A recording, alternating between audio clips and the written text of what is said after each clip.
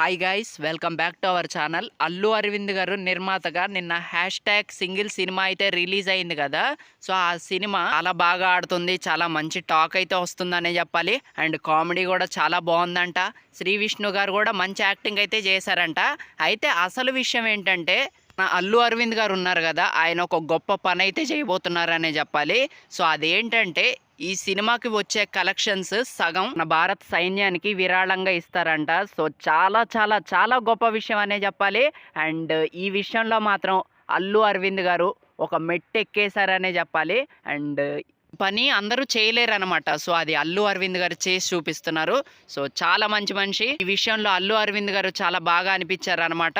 ఎందుకంటే ఒక పక్క మన దేశ సరిహద్దుల్లో సైనికులు చాలా బాగా పోరాటం చేస్తున్నారు. అండ్ వారి టెన్షన్స్ అయితే మొదలయ్యాయి అనే చెప్పాలి. సో ఇలాంటి టైంలో ఇంత మంచి నిర్ణయం తీసుకోవటం అంటే చాలా గొప్ప విషయం అనే చెప్పాలి.